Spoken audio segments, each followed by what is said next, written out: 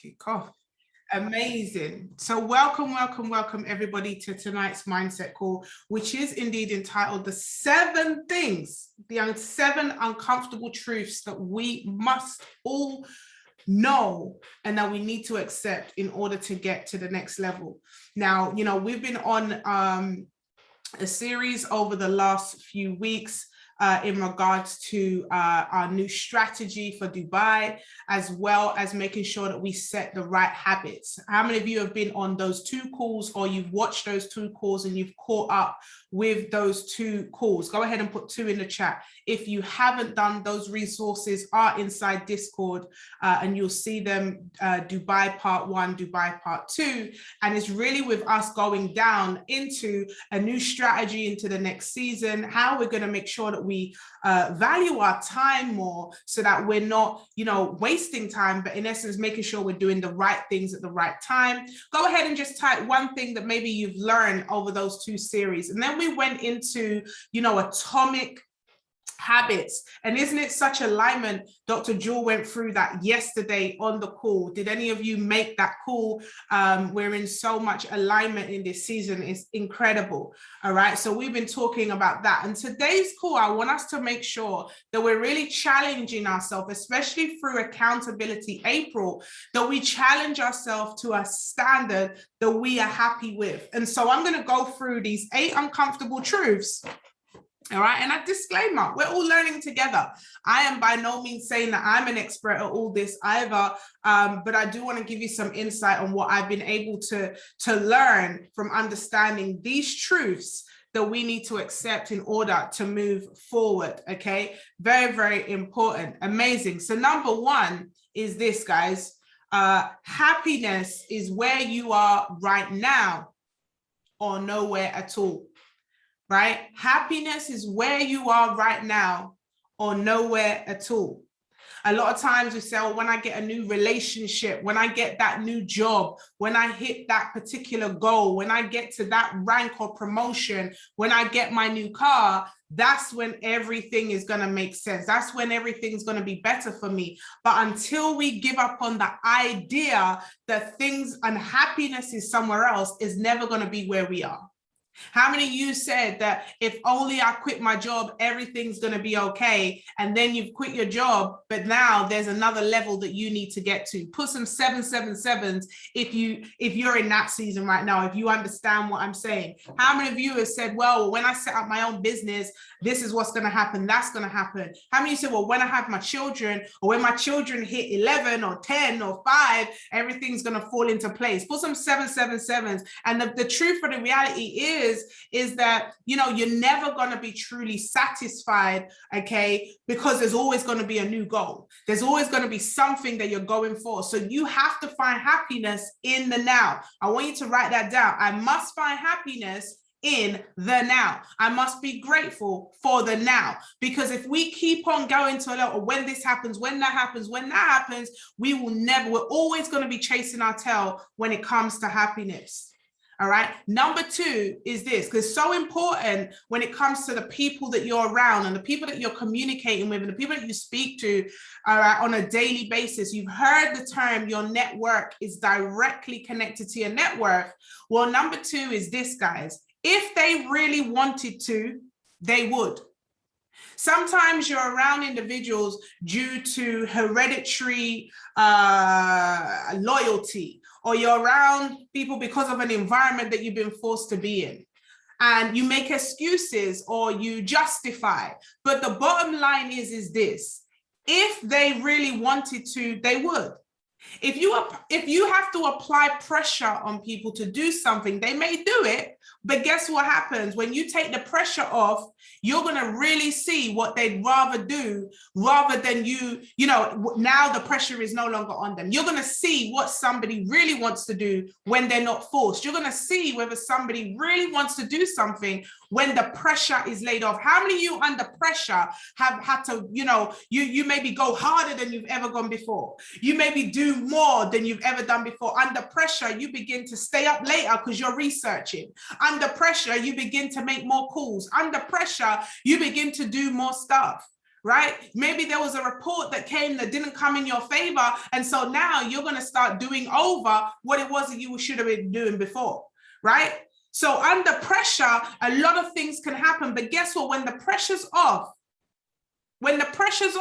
you really see what a person really wants to do. So this number 2 says, if they really wanted to, they would. Never waste your life fighting what someone else should do. All right? I used to have sleepless nights, guys, because I used to want it more than some used to want it. Have you ever wanted something more badly than them? I'll give you an example. How many of you have met parents that live through their children? So they want their children to do what it was that they never, ever got to do. And they push it. They want it more for their kids than the child actually wants it. And what happens is when the pressure's off, the child stops. The child doesn't want to do it. And so they won't end up doing it. It's the same in leadership. You want it sometimes more than the people. You can see what it is that they can do. You can see the potential in them. You can see the ability in them. And sometimes you can go to bed and you can almost be like, messing up your own energy because you want it badder. You want it more badder for them. You want it more, you want it harder for them. But sometimes, guys, and I'm just going to be honest, you have to let them go, move on and do better. That's just the reality. Sometimes you have to let people be. Now, I'm not saying you don't fight for people. I'm not saying that you don't pour into people, you don't encourage them. But if somebody really wants to do something, they actually will. If you guys are feeling that one, if you've been in a situation like that before and you said, you know what, how many of you have ever gone? Let me tell you a quick one. All right. I have gone out my way to fight for a family member. This is a personal testimony. A family member was hard done by, and I went out my way to fight another family member, like verbally. I was literally laying it into her. Now, that family member now doesn't speak to me. They blocked me. They got rid of me just because I was defending the other family member. But guess what? The two of them have a great relationship. How many of you have ever seen that happen? You be fighting for someone and you don't create enemy for yourself, and they're back together, all happy glory, and now you're the one left out. So it's so important to just make sure you evaluate the boundaries. You make sure that you don't put yourself in a position that's going to isolate you and mess you up. All right. Number 3, taking no risk is the biggest risk. I want you to write that down. Taking no risk is the biggest risk. So many people go, oh, I don't want to do that. That's a risk. No, by not taking the risk, that's the risk. You have to risk failure in order to succeed, right? We can't live by fear, guys. You have to risk failure in order to succeed. I heard someone say, Nikki, I want to do an event, but what if no one shows up? Well, what if people do show up? If no one shows up, that's the worst case scenario. But what if people do show up? But guess what? If no one shows up, what do? You show up again and you do it again and you do it again. You have to take risk, the risk of rejection in order to be accepted. That's just the reality. Every entrepreneur, every successful person in the world, whether it be in relationships, whether it be in business, whether it be in a job workplace, whatever, professionally, every single person who has any type of success has had to risk rejection in order to get a result, in order to be accepted. So if you're somebody that wants to be accepted, you're somebody that wants to get to the next level, you're somebody that really wants to make things happen, you are going to have to risk rejection. How many of you put an R in the chat if rejection is something that really does like hold you back a little bit? If it's like, oh gosh, what if nothing? And what if I do a home event and no one turns up? What if I actually do a flyer and do all of this stuff and nothing happens? I need you to understand that rejection, that risk of rejection is the only thing that you got to overcome that could potentially open up your doors, okay? It's the same with love. You have to risk heartbreak if you really want love. How many of us have ever had a bad relationship where you're like, you know what, I am going to put myself there again. No, listen, no man ain't going to get me again, or no girl ain't going to get me again. This was too painful. This was too painful. So I don't, any single people on the call? Any single people on the call that have ever felt like that? Any married people on the call that have ever felt like that? Put an M in the chat. I see Mary say, I've been there enough time. Listen, there's so many times that you can have those thought processes going through your head. But then guess what happens? If you don't risk heartbreak again, you won't find love. That's the end. That's the bottom line. There's a risk to every reward. That's the reality of it, guys. So we really have to get our head around this idea of taking no risk. Listen, taking no risk is the biggest risk, because if you don't take no risk, then guess what? You stay in the same place, or worse, you go backwards. You must be in a place where you can take calculated risks, where you don't allow your past to dictate what it is that you do in the future. If you're always avoiding risk, you are missing out on life. You miss out on life if you are always avoiding risk. It's so, so important that we make that very clear. Number 4, guys, this is a big one. This is a big one. We're very, very, analytical about how others treat us and how others behave. But this one, number 4, is we have to call ourselves out. We got to learn and be open to receive feedback. The most common reason why people keep making the same mistakes is because they're, let me tell you this, guys. I'm gonna just say this very slowly, and I'm gonna be intentional about this, and I want every single person to really think about this. The most common reason why most people keep making the very same mistakes is because their insecure ego prevents them from taking responsibility for their own stuff. Insecure ego takes away the responsibility. It takes away the acceptance. It takes away the idea that, hold on, I may be wrong. It takes away the potential feedback. Have you ever met anybody that you've given them feedback and for love nor money, they just won't listen? No matter how much you give them feedback, their ego will tell them that they are just the business, that everything they do is perfect, that everything that's going on for them is right, and they just don't want to listen to what anybody else says. Let me tell you this, guys, if one person says it, if 2 people says it, that could be a coincidence, but if so many people keep saying the same thing, you must take heed that there is a situation that needs to change, that there's something that keeps recurring. Is there anything that keeps recurring in your life? Maybe you keep having arguments with people. Maybe people keep taking you the wrong way. Maybe you keep having, people quitting your business. Maybe you keep having disputes everywhere you go. Maybe you are in a situation where, you're isolated. Maybe you seem to have, every time you have a friend, you don't seem to have that friend for long. Like, why is it? Because guess what? The common denominator of the issue is you. So we have to drop the insecure ego and be open and receptive to quality feedback. Feedback that's going to allow us to grow. Feedback that's going to say, listen, my own toxic traits and my own mistakes are not going to hold me back from growing. And it doesn't matter how much money we have. It doesn't matter about how much ranks we have. It doesn't matter whether we are single, married, parent, barren. It doesn't matter about any of those factors. Every single person is a human being. Every single person has areas of development, and the people that are successful receive feedback with an intention to grow. How many of you had feedback that have hurt sometimes?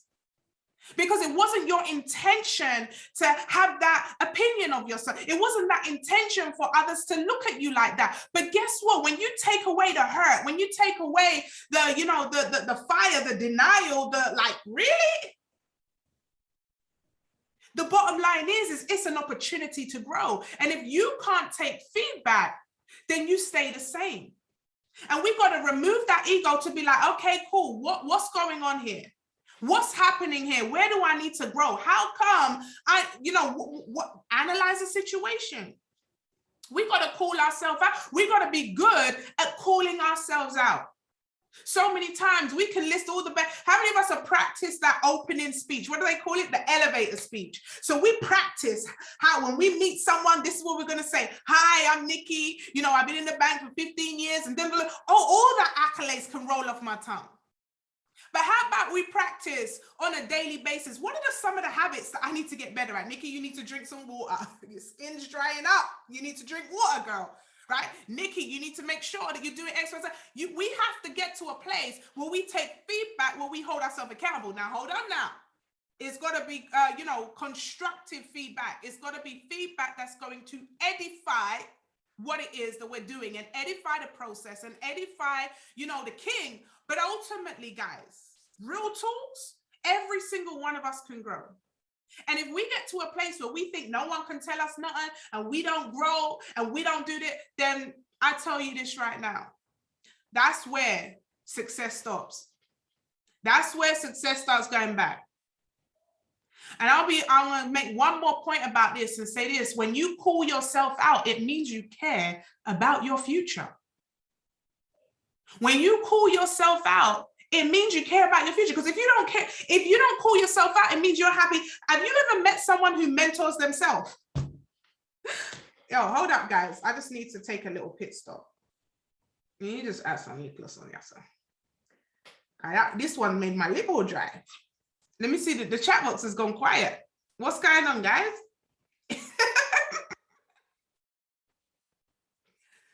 When you call yourself out, it means that you care about your future. It means you care about your happiness. It means you care about the progress more than protecting your ego. I have got it wrong sometimes, guys. There's been times where I have, I've sent a message and said 8 o'clock when it's really 9 o'clock. There's times when I have forgotten things. There's times when I was saying accountability April and we're still in March. There's times where we all get it wrong. There's times I've offended others unintentionally. And I have to be open and receptive to the feedback to be able to say, hey, sis, bro, sorry, I didn't mean that. That was not my intention. You know what? And even if I don't say it to them, I'm going to internally analyze that situation to see how could I have done that better so that's not the way I come across. How could I have done that better so that's not the outcome in the future? You see, that's what personal development is all about. How many of you know individuals that are talking about personal development, growing on personal development, posting on social personal development? I had a post 2 years ago that I said, I'm tired of people taking notes on personal development, but they're not personally developing, right? It's pointless coming on these calls if we are taking notes, we are posting and tagging in, but internally, we are not personal developing. That makes no sense, guys. Personal development translates to personal developing. I got to walk the walk. I got to talk the talk, not just write the notes and tag on Instagram. That's not what we're here to do. You're not here to get content, guys. This is not a content creation call. And some of us are using personal development as content creation instead of using it for what it's there for, which is to personally develop. I'm going to move on to number 5. Closure is your choice. Closure is your choice.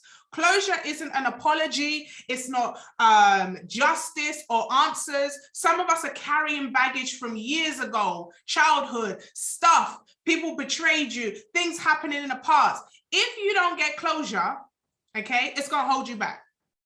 Closure isn't for them, it's for you. You do not need someone to apologize to you for you to have closure. You can free them from your heart. You can forgive them in your heart and move on from that situation. Because if you don't, guys, that's insecurity. Sometimes you got to ask yourself, well, why is that held on to me for so long? How many of you have had a situation, maybe you fell out with a friend or maybe a business partner, maybe a situation didn't go so well, or a colleague at work, or something has happened, family member, and it bothered you, and after years, it's still bothering you. Like, hold up, why is this held onto me so far? You know why you've held onto it so far? Because that was an insecurity of yours. It touched a button for you. Anytime you overreact into a situation, it's because it touched a button for you.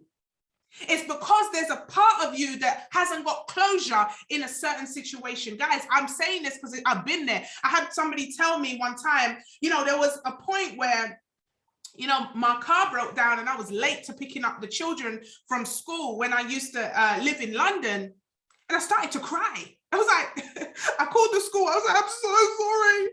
I'm so sorry. I'm going to be late. They're like, well, just put them in after school club. It's fine. I was like, no, I need insecurity of my motherhood. I did not want them to see me as being less of a mom. Why was I crying? Most people, that wouldn't even be a thing. It wouldn't even be a thing. But you see, that was my insecurity. It had nothing to do with the car breaking down. It had nothing to do with the fact that I was late. But that situation held on to me and it held captive over me. Something that I had no control over was controlling me. I want you guys to understand this, that some of you have things that are out of your control, that's completely controlling you. And you got to let that go. You got to have closure. You got to ask yourself, well, where did those insecurities as a mom come from? Why is it that I was overcompensating? Listen, when my son was growing up, I'm telling you guys now, if you see the stuff, every Gucci, Armani, I was spending all my money to make sure he had the best of the best of the best of the best of the best. Now, I'm not saying having the best of the best is a problem, but the root reason why, did he know at 6 months that he needed to wear a Burberry suit? Did it matter to him? He was growing out of it and 3 months later? No. Why was I doing that? Because I was overcompensating, because I wanted to prove to myself that as a single mom, I could do it. As a single mom, no one could hold me back. I was overcompensating. So we have to have closure, because otherwise these bad habits, they go into the future with what it is that we do, and they link into other areas. So you wonder why people miscommunicate with you in relationships, because you're carrying that insecurity into relationship. Then you realize, someone said, well, Nikki, how come you're so confident online? Don't ever underestimate someone who's confident online for being confident behind closed doors. Confident online is just an anointing, guys. I need you to understand this, because so many people look at someone's social media and think that person has it all covered out. In my midst of depression, in my heights of my biggest debts, 66K worth of debt, baby father left me, abusive ex-husband, all of this stuff, I was on Instagram looking like America's Next Top Model. How about that? How about that? So we need to stop comparing ourselves with people's highlights and their filters to real life, because what is behind a filter is completely different to what's going on behind the closed doors. And that's why we need closure. We need to really do the work. The person who's talking the loudest in the room not necessarily is the happiest. The person who is talking about themselves. Listen, I pay attention to the person that says I, me, more than we and the bigger picture.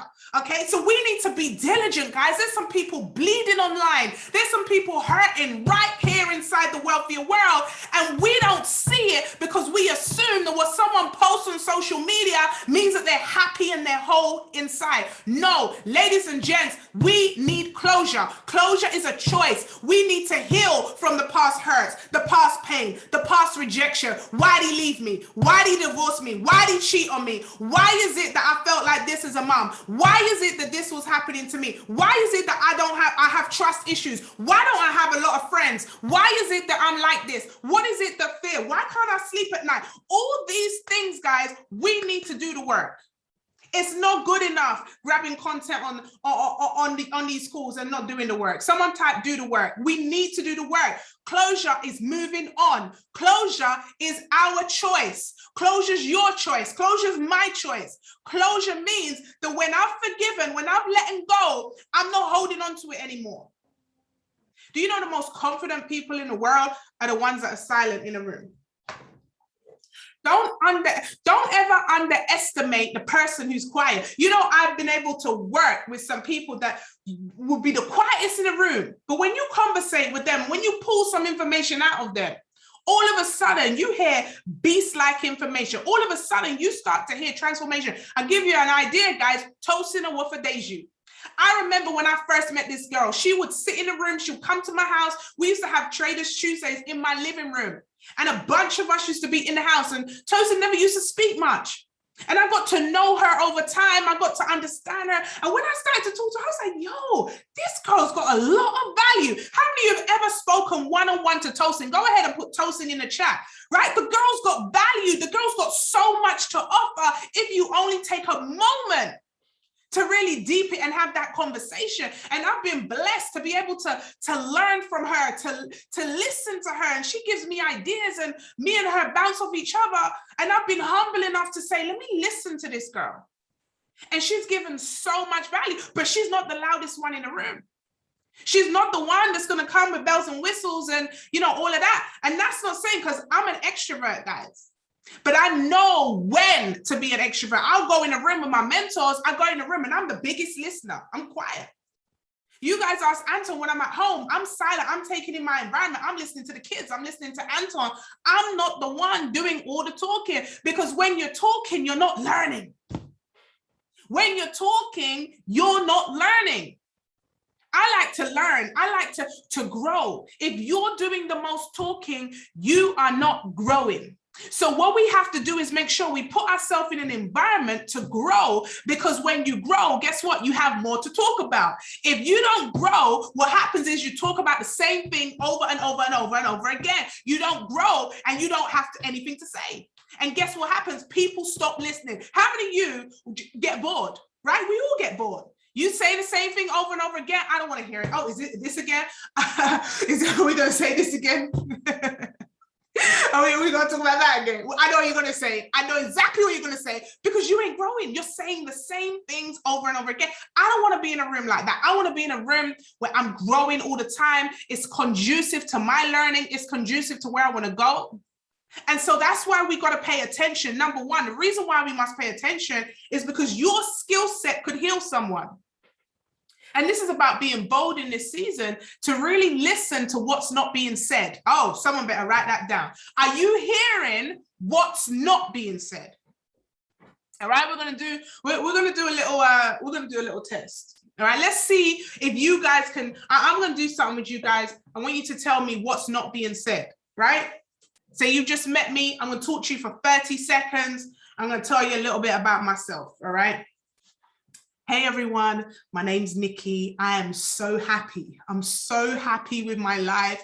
I have 3 beautiful children. You know, they're actually just so amazing. I have a husband. I have a beautiful house. I've got a great car.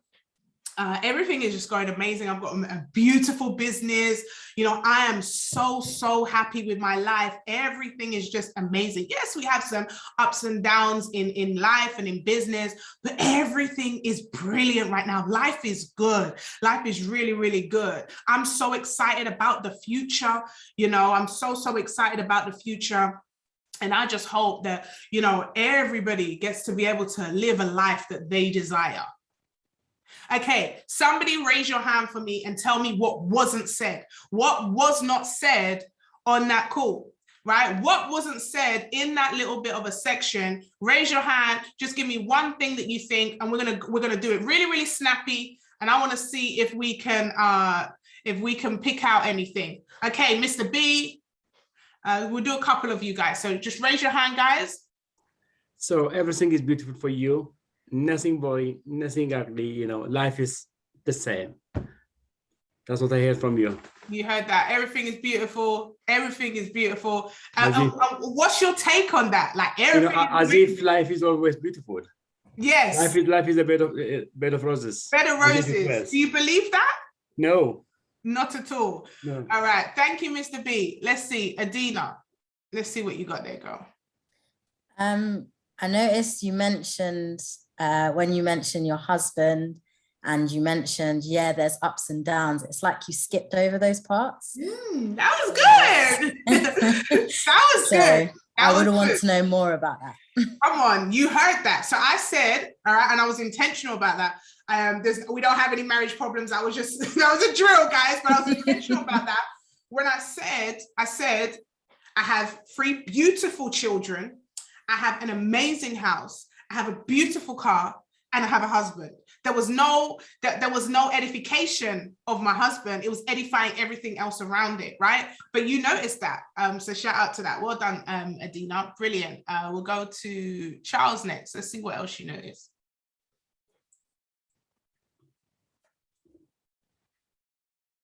Can you unmute, Charles? The thing you didn't say much about is the thing that I focus on the most, which was your husband. And then also you said about how everything is great, life is great, but hold on, there are no negatives in what you're saying, none whatsoever. So what's really going on? Because everybody has a 50-50 life. Yeah. Unless they're millionaires and they can pay for everything that they want, which then at the same time can be an unhappy life. Yeah, money is not a byproduct of happy life. I tell you that for nothing. Otherwise, the likes of Amy Winehouse, Whitney Houston, Michael Jackson, I mean, the list goes on of multi-millionaires that have literally either commit suicide or gone down the road of drugs and all that kind of stuff. So money is definitely not a measure on happiness. So I completely agree with that, Charles. Thank you for that. Lavinia. Hey, good evening. So I don't know who you are or what you want. I just know that you're a lady who has fabulous things, but I don't hear the substance. I don't hear why are you here? What do you want? Who are you really? Right. Thank you, Lavinia. Love that. Perfect. Tara. Yeah, basically what Lavinia said, you didn't edify yourself. I don't know anything about you, and I feel like obviously if you're talking to people, you want to edify yourself and say what you have going on. Also your tone of voice, I didn't believe what you were saying. It just didn't sound believable. It just sounded like you were saying what people wanted to hear rather than how you really feel. That part. And I didn't say, I was talking about all the things and the people in my life. I never spoke about myself whatsoever. So well done for spotting that out. And the tone of voice was not, it didn't sound convincing. It was a juxtaposition to what was being said. So well done for that. Emmanuel and then Daniel. Yeah, I kind of agree with what Tara just said. I picked that up. It kind of felt like you were trying to convince yourself that you were happy in that moment. And also not really, you weren't very specific about, you just said everything is great. So there's no specific thing really. Yes, no specifics. And very overused. I think I said great so many times in the sentence. It's like, rah, what are you trying to prove? Who are you proving it to? You know, great observation, Emmanuel. All right, last but not least, Mr. Daniel Castro Brown. Hello, Chairlady. What stood out for me was you mentioned you had an amazing, beautiful business, but there were no specifics to your business. I don't know what your business is. I don't know what you do. I don't know how your business is my business. I don't even know why you're telling me you have a business. I think I probably leaned in on that so much because of obviously because of who you are, who we are, what we do. But you didn't say one thing about your business, and you're someone who has multiple business and multiple streams. So that stood out like a lot for me. Quite evasive as well. So no specifics, skimming past the finer details, telling you stuff that ain't really your business. Like, I'm not gonna lie to you, lady. You sounded like a scammer. No offense. I'm sorry. Oh, the ones that slide in your DMs. Yeah. How trade going? Those ones, yeah. How trade going? I'm sorry. Yeah, thank you for that, Mr. Castro Brown. Cool. We got Amina just raised there. I don't think anyone said it, but I think the whole thing you said was edified by physical things. So all this great stuff was the house and the car and the house and the car and the wonderful kids. And it just seemed like your edification was backed up by things more than substance. And that's a good point. And guess what? When somebody edifies things, their kids, their family, and deflects against themselves, what does that mean, guys? There's an insecurity there. It means that person lacks love for themselves. It could mean that they are, fearful of some stuff. It could mean that they have, insecurities about trust issues. It could be so many different things when there's an avoidance of any kind of negative things going on. People that are being abused, everything's great. They're scared. They don't even want to give you the hint that anything's going wrong. Everything's great. Insecure is a very similar thing. And I'm saying this because I've been there, guys. I've been in a position where I've done those things. I've had people ask me, how are you? And I'm like, yeah, cool, great, amazing. When really deep down, things aren't great, things aren't amazing, but then it's shown through the actions and the behaviors. And why is this important? We need to be able to spot these things so that we can be a solution to the issue and not, because sometimes, we talked about the 3 components of trust, the last one, relevant personal testimony. There's reasons that happen why we don't connect with people because they don't share anything specific about themselves.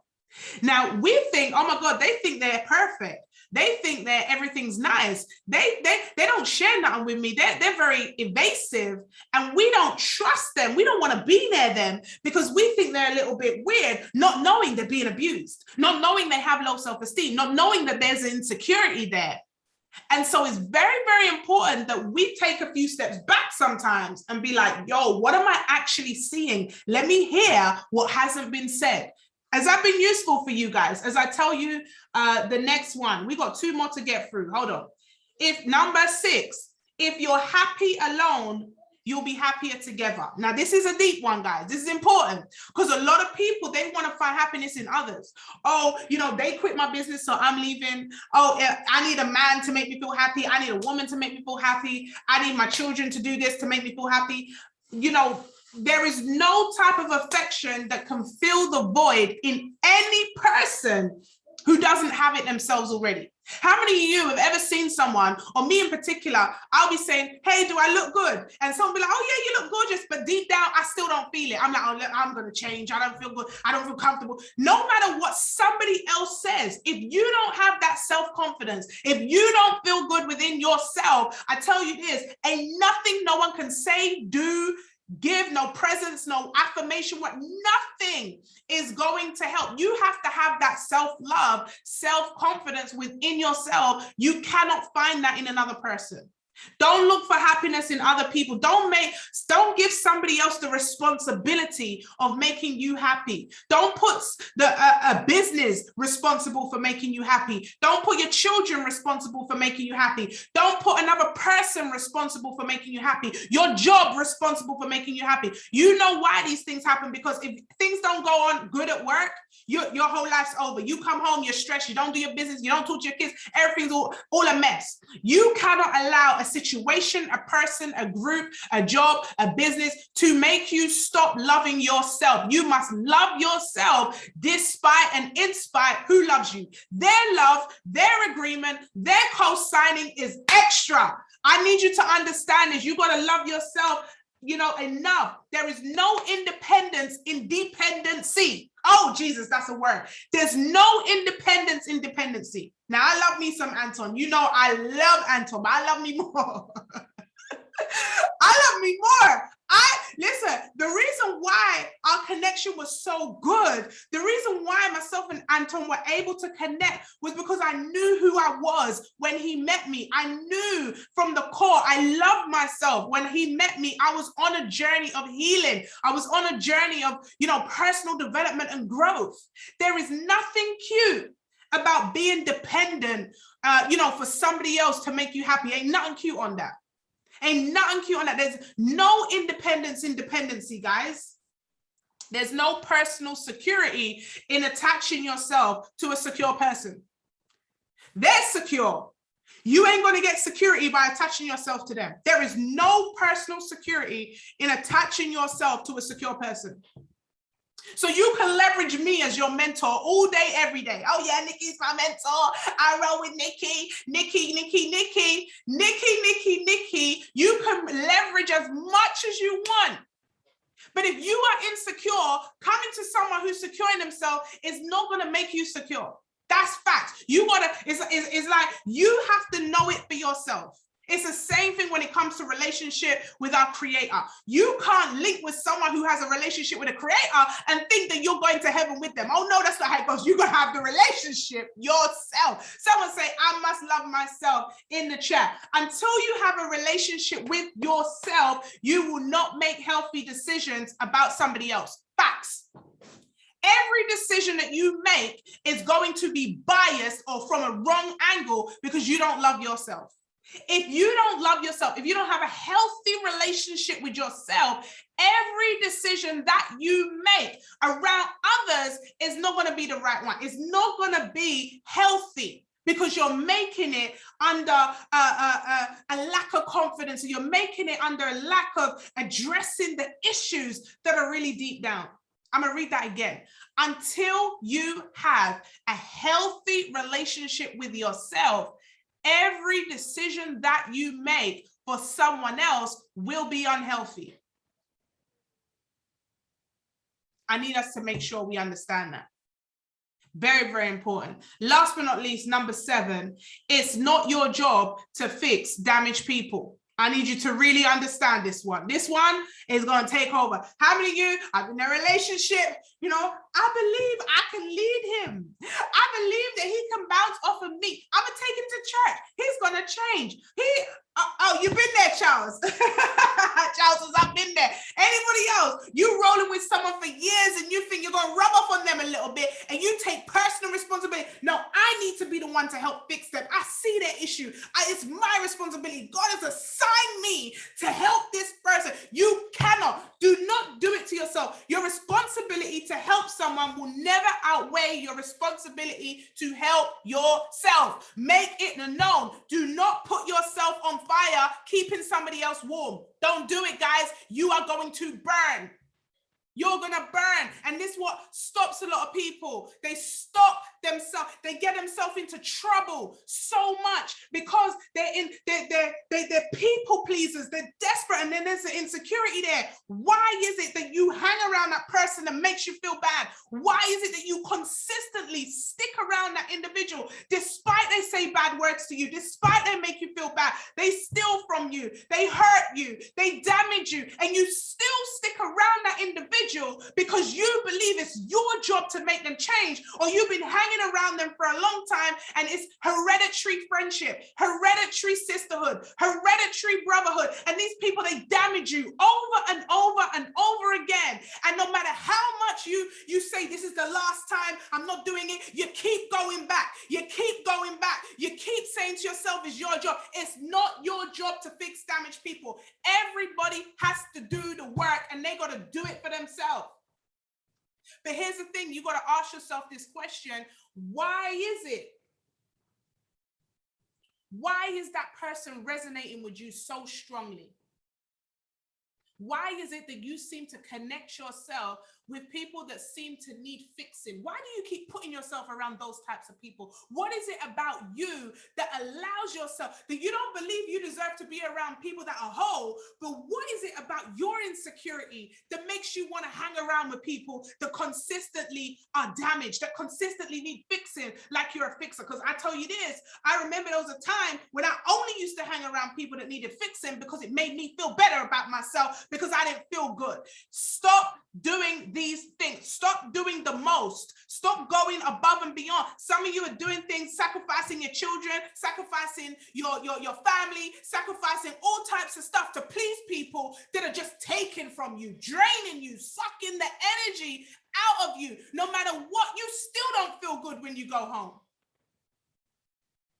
But what is it about you? Remember, this is about self. So how can you develop? How can you analyze? Why is it that you seem to want to be around those types of people? They make you feel bad and you keep hanging around them. They keep stealing from you. They keep taking your money. Every minute they got a hard luck story. They can't do that. And you still keep hanging around them. Often, these types of relationships that we're having are usually a reflection on our own issues within ourselves. And I believe that how you do anything is how you do everything. And so if you don't analyze this stuff, and if you don't really understand yourself, it's going to hold you back in relationships you build going forward. It's going to hold you back in your workplace, getting a promotion. It's going to hold you back in your business. It's going to hold you back in, in relationships, partnerships, whatever it is. We have to really take stock of this stuff.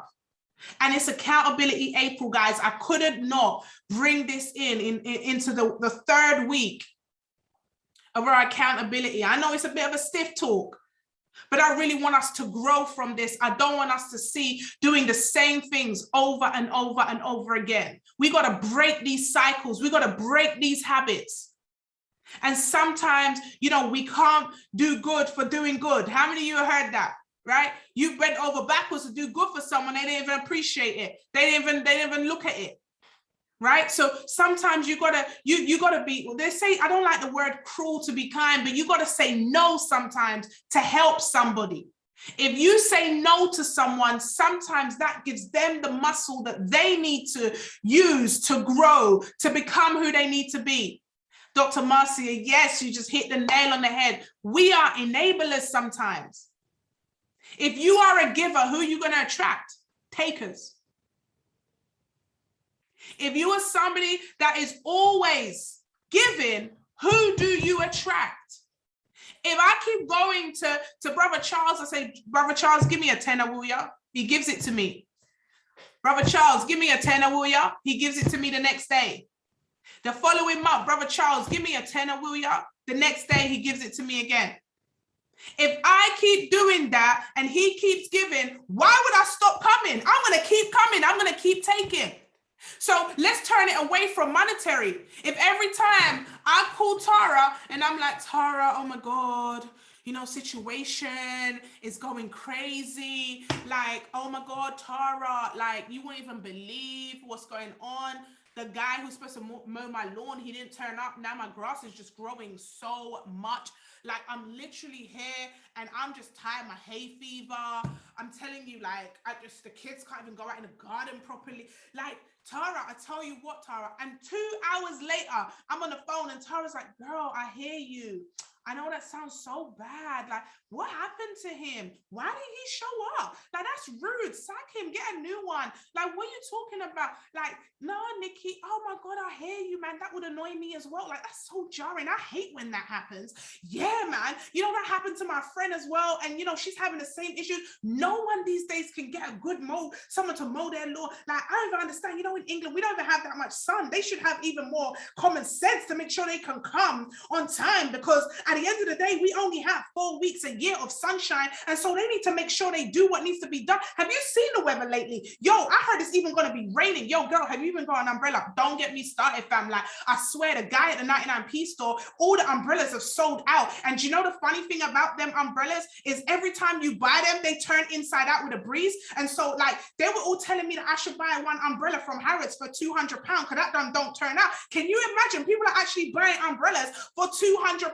Girl, £200. You know what happened? I got 2 parking tickets that cost me £200 the other day. Lie! Where did you get it? Oh my God, I got it on a bypass. Oh my days, Tara, I got one too. Jesus, these people are taking way too much of our money. Every single month, I swear that man's getting a parking ticket. Like, I am so done with this country. Do you know what? I just want to go. I want to move to Dubai. Yeah, girl, I want to move to Dubai. Have you heard what's going on over there? It is tax-free. People living life. Yo, we need to go move to Dubai. Hey, girl, have you ever thought of, like, you know, let's make some money to see if we can go to Dubai? Girl, please. Like, Dubai's too expensive anyway. I don't want to go to Dubai. Why would I want to go to, you know what? As a matter of fact, listen, Dubai is long. I heard it's so hot there that people have to live in aircon. You get colds because 1 minute you're in the heat and the next minute you're in the aircon. And yo, I swear I didn't want to go back to Dubai. Actually, I was thinking of going to Jamaica. No, there's bare gunshots down there, fam. Like, you don't want to go down there. I heard in Tivoli they're shooting up the place, and even in like the tourist areas is getting gunshots. Bro, that's where Bob Marley died.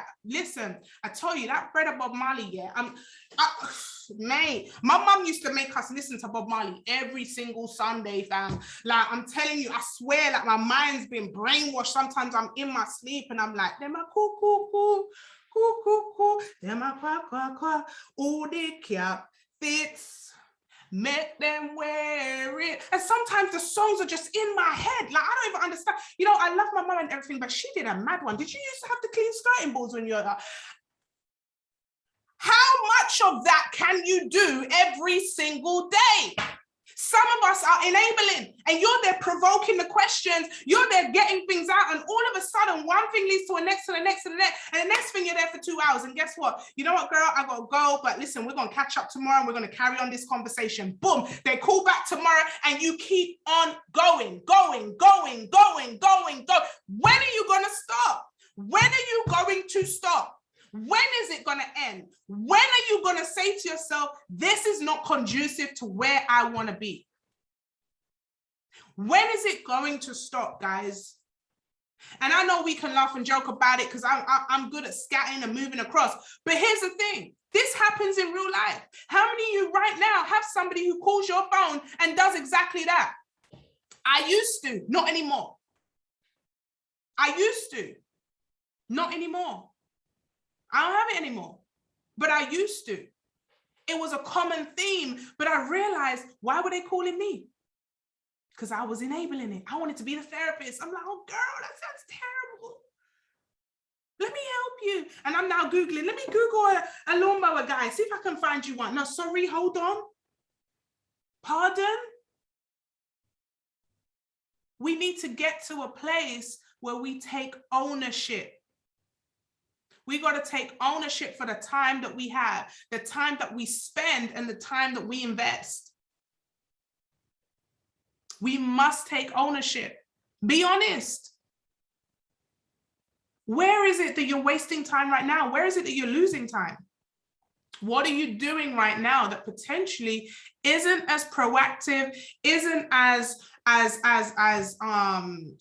you know, it's not a producing activity that you really see being a positive impact in your life?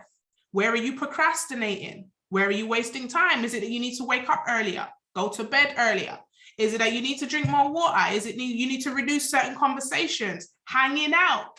You know, shout out to Pam. Pam, you know, we've been having our personal mentorship calls, and one of the things I said to them is convention is a time where you network and you get something out of it. Create time where you can get calls with certain people. How many of you on that call tonight?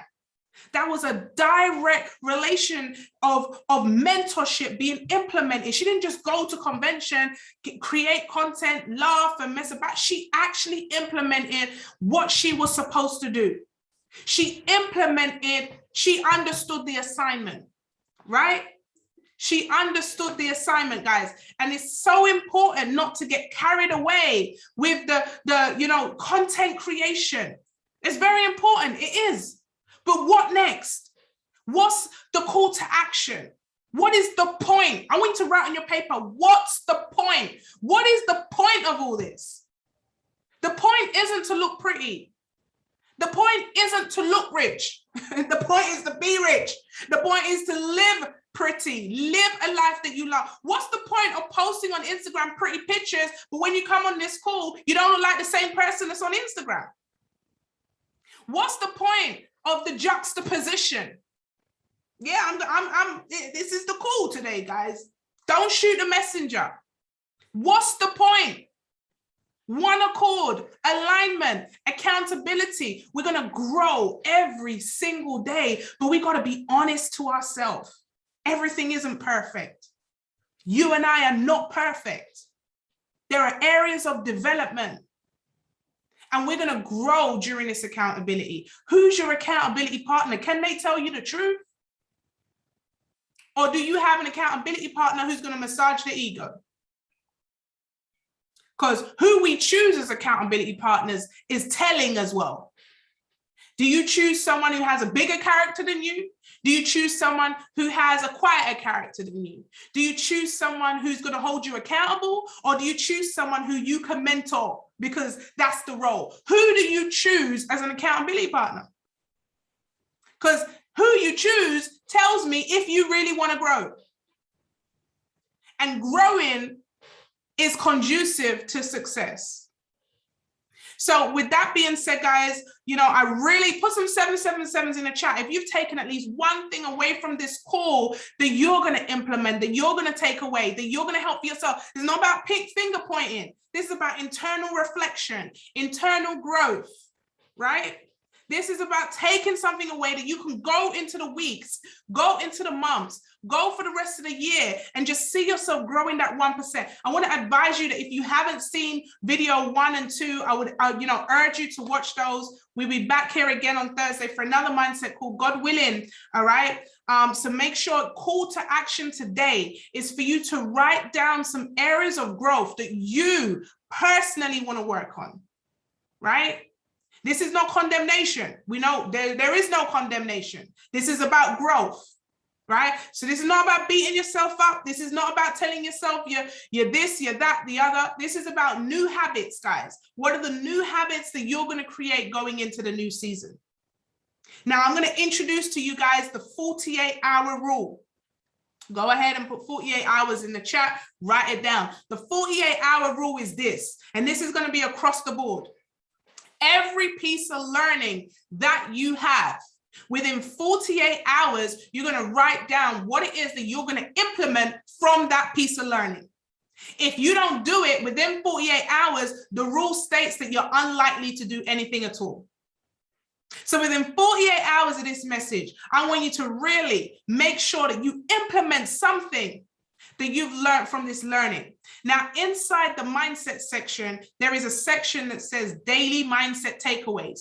Please put your top takeaways from this call into that section. All right. I read every single one of them. You'll see me put a little heart next to it once I've read it. All right. So please, I do appreciate, to see your mind and to see what you've taken from this call.